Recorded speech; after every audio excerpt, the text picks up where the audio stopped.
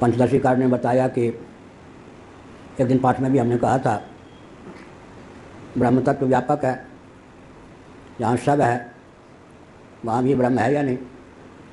तो ब्रह्म मानो उससे अवच्छिन्न हो गया, लेकिन क्या लाभ हुआ?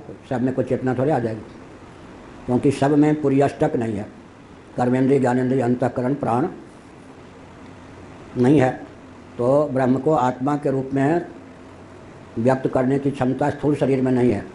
स्थूल शरीर केवल अवच्छेदक हो सकता है, अवच्छेदक होता हुआ छेकने वाला, अवच्छेदक माने छेकने वाला होता हुआ अभिव्यंजक प्रतिफलन करने में समर्थ नहीं। लेकिन अभी जब जीवित शरीर है तो उसकी जीवित शरीर है तो इसकी पहचान क्या है? कर्मेंद्रिय, ज्ञानेंद्रिय, अंतःकरण से युक्त है, प्राण से युक्त है। तो सूक्ष्म शरीर में क्या होता है? ब्रह्म को जीव के रूप में प्रतिफलित करने की क्षमता है। इसका अर्थ क्या हुआ? अवच्छेदक होता हुआ अभिव्यंजक, तब जाके प्रतिबिंबवाद की सिद्धि होती है। और बिंब के अनुरूप प्रतिबिंब माना जाता है, सामान्य नियम है। जैसे किसी गुफा में हम बोले तो गुफा में बोले वाणी तो क्या है? निरूप है या नहीं? उसका प्रतिबिंब क्या है? प्रतिध्वनि का नाम वहाँ पर प्रतिबिंब है। तो आत्म तत्व तो निर्गुण निराकार है और अंतःकरण सगुण निराकार है। अब निर्गुण निराकार आत्म तत्व का या ब्रह्म तत्व का, माया भी सगुण निराकार है, अंतःकरण भी सगुण निराकार है, अविद्या भी सगुण निराकार है। उसमें जैसा प्रतिफलन होना चाहिए, प्रतिफलन माने अतिशयता का आधान, अतिशयता का आधान। ऐसा जैसे दिल्ली से आगरा तक विद्युत तार भी है और विद्युत का प्रवाह भी उसमें है, तब क्या होगा? विद्युत के तार हो, बिजली चली जाए तब रेलगाड़ी का उसका स्पर्श होने पर भी उसमें चलने की क्षमता नहीं होगी ना। लेकिन विद्युत का प्रवाह भी हो गया तब क्या है? रेलगाड़ी का जो हिस्सा उसको छुएगा उसमें गति आती जाएगी।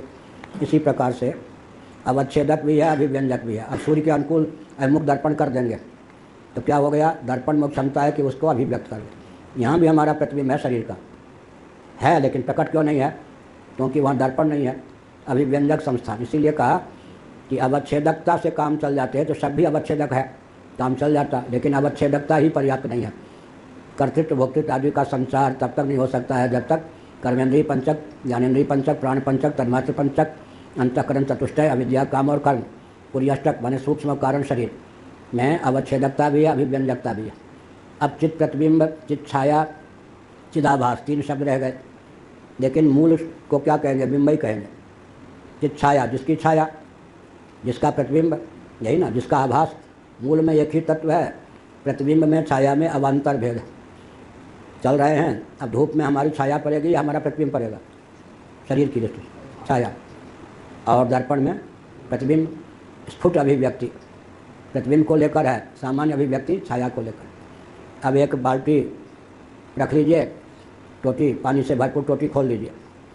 अब आधी बाल्टी कुछ, लेकिन बाल्टी स्वच्छ हो, पानी भी स्वच्छ, उसमें पानी भरने दीजिए, फिर ऐसे करके देखिए तब क्या होगा? जल सामान्य है। अब जल में कोई तारतम्य नहीं है, तारतम्य कैसे बन जाता है?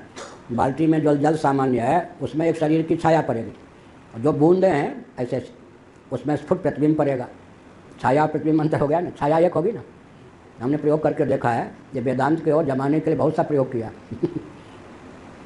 अब बहुत बढ़िया उदाहरण है। छाया प्रतिबिंब अंतर, एक ही बिंब है, शरीर तो एक ही है, लेकिन कहाँ छाया, कहाँ एक ही जल।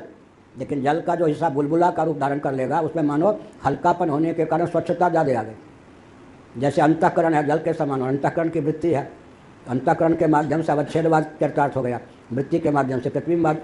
तो बुलबुला जो है वृत्ति के समान है, और जो बाल्टी में सामान्य जल है वो क्या अंतःकरण मान लीजिए, वो जल के समान अंतःकरण, बुदबुद के समान क्या हो गया?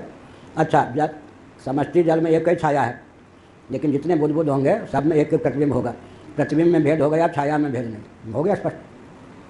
अब आभास कहेंगे, आभास का प्रयोग, आभास माने तत्सदृश होता हुआ तल लक्षण से विहीन, जो क्या उसके समान हो, तत् आभास। धर्माभास का अर्थ क्या हुआ? धर्म के समान परिलक्षित होता हुआ धर्म के लक्षण से विहीन हो।